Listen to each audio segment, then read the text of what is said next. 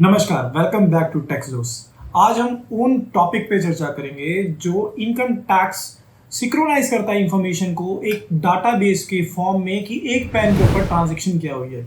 तो particular pan की information जो आपने प्रॉपर्टीज खरीदी, ट्रांजैक्शंस की, शेयर ट्रांजैक्शन की, इनकम टैक्स कैसे गैदर कर रहा है और आपको क्या सावधानी बरतनी है, तो कृपया इस वीडियो को ध्यान से देखें और ज़्यादा से ज़्यादा शेयर करें क्योंकि ये इंफॉर्मेशन हर किसी के काम आने वाली है।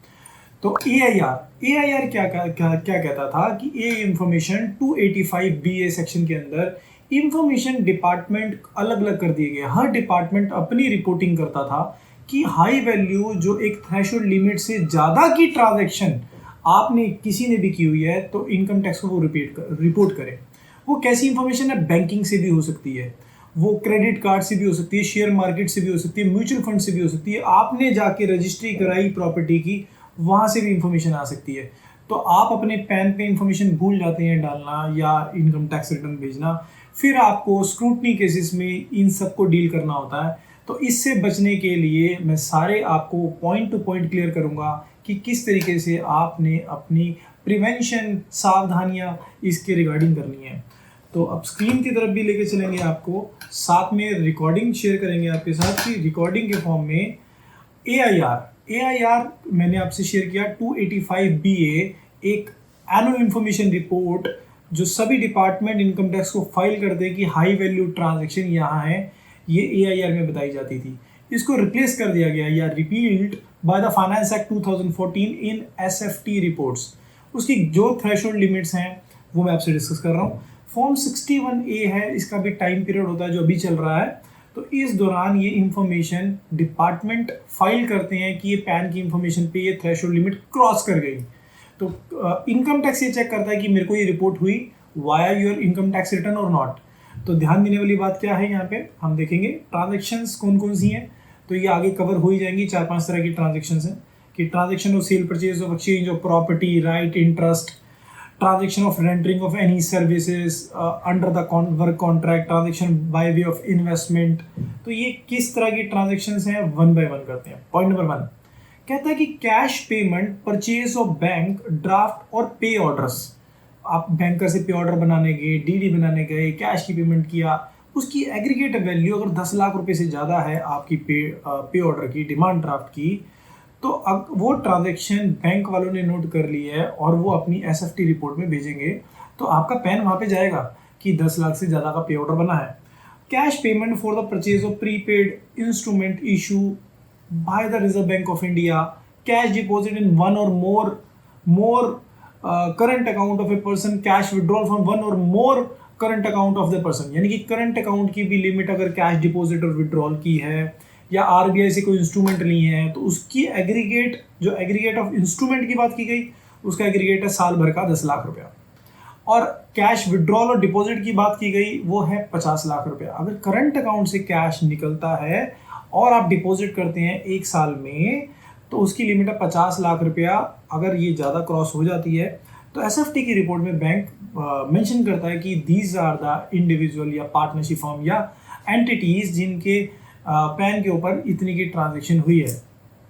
तो ये 285 BA के अंदर इंफॉर्मेशन इनकम टैक्स पोर्टल को NM स्कीम के अंदर ये मिल जाती है ऑटोमेटिकली। अब cash deposit in one or more account other than current account. अब करंट अकाउंट्स ऊपर बात की थी, अब अदर देन करंट अकाउंट की बात करते हैं। उसमें लिमिट है, लाइक सेविंग अकाउंट की लिमिट है 10 लाख रुपया। 1 साल में अगर आप अपने अकाउंट में 10 लाख रुपये का कैश 10-10 हज़ार करके, 5-5 हज़ार करके भी डालते हैं तो वो 10 लाख रुपये अगर हो जाता है तो वो पैन की ऊपर इंफॉर्मेशन SFT रिपोर्ट में इनकम टैक्स के पास जा रही है। तो आप अपने रिटर्न डालते समय ज़रूर ध्यान दें और जो बैंकिंग कंपनी है वो भी ध्यान दें, इसको फाइल करेंगे वो रिपोर्ट। एक बैंकिंग कंपनी और cooperative bank, banking regulation applies, post master, general officer, ये लोग अपनी SFT रिपोर्ट भेजेंगे। अब आगे बात करते हैं one or more time deposit other than renew time deposit of another time of a person. क्या कहा गया कि अगर आपने 10 लाख रुपए की time deposit, that means fixed deposit FD अगर आपने फ्रेश की है 10 लाख रुपए से ज़्यादा की, तो ये भी रिपोर्ट होती है। वो रिन्यू वाली है वो नहीं होगी। अगर आपने 2-3 फैक्टर्स में की हुई है तो भी वो रिपोर्ट होगी, जैसे 5-5 की आपने 2 कर दी है। अब आगे चलते हैं क्रेडिट कार्ड की पेमेंट। बहुत ज़्यादा यूज़ होता है लोगों का क्रेडिट कार्ड का, तो क्रेडिट कार्ड वाले सुन लो भैया कि क्रेडिट कार्ड 1 लाख रुपीज़ से ज़्यादा कि आपने एग्रीगेट पेमेंट की, उससे ज़्यादा की, मोर इन कैश अगर कैश में की, और साल भर की टोटल जो ट्रांजैक्शन है आपने 10 लाख रुपए की क्रेडिट कार्ड की है, तो credit card authority SFT report भेजेगी। क्रेडिट कार्ड अथॉरिटी सुन लो, एसएफटी रिपोर्ट भेजनी है आपको। एंड आप सुन लें कि आपके पैन के ऊपर इनकम टैक्स को पता है कि 10 लाख रुपए का साल से ज़्यादा एक्सपेंडिचर इसके ऊपर हो गया। Receive from any person for acquiring bond debenture issue by company और इंस्टीट्यूशन अदर देन रिन्यूअल। इसकी लिमिट भी 10 लाख रुपए है अगर आप बॉन्ड कुछ परचेज करते हैं जो यहाँ पे बताए। और इसी तरीके से शेयर एक्वायरिंग शेयर करते हैं तो उसकी भी लिमिट 10 लाख रुपए है। तो इशूइंग कंपनी जो शेयर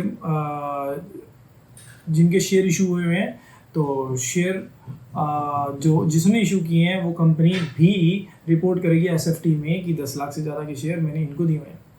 बाय बैक अगर शेयर करती है, buy back of shares from any person other than the share broad in open market. अगर ओपन मार्केट में आपका बाय बैक हुआ है शेयर्स का, तो अगर उसकी एग्रीगेट वैल्यू 10 लाख रुपए से ज़्यादा इन ए फाइनेंशियल ईयर, तो फाइनेंशियल ईयर में 10 लाख से ज़्यादा का है, तो वो भी एसएफटी रिपोर्ट में वो भेजेंगे और आपका रिपोर्टिंग हो रहा है।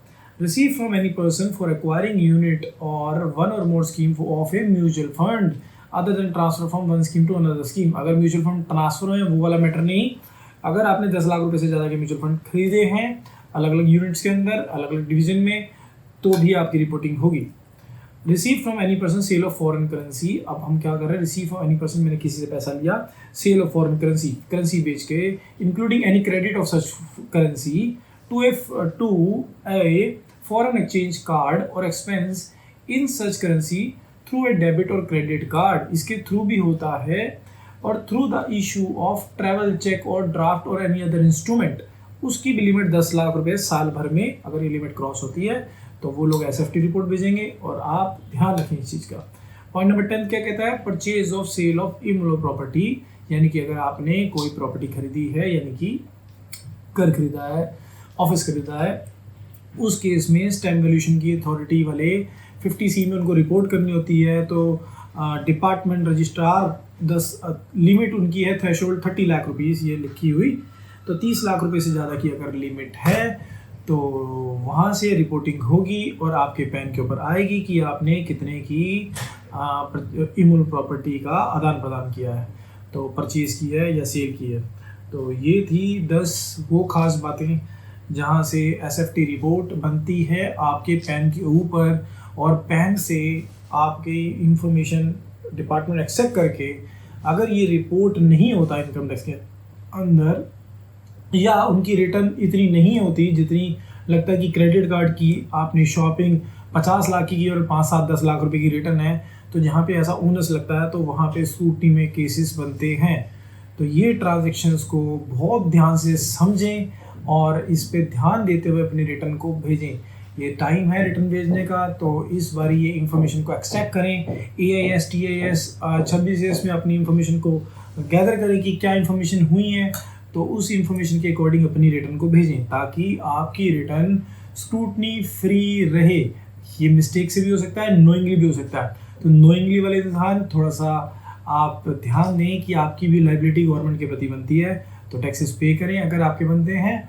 और जिनका बाय मिस्टेक रह जाता है कि भाई मेरा तो केस आ गया, ये क्यों डिफ़ॉल्ट हुआ, तो वो अपनी AIS TS या 26 से इन्फॉर्मेशन को एक्सट्रैक्ट कर सकते हैं। अपनी बैंकिंग देखें तो उसके अकॉर्डिंग अपनी रिटर्न्स ठीक तरह से गवर्नमेंट को फर्निश करें। धन्यवाद। इसके बाद अगर कोई किसी को डाउट हो तो डायलॉग बॉक्स में ज़रूर डालें। ज़्यादा से ज़्यादा इस वीडियो को शेयर करें। Thank you.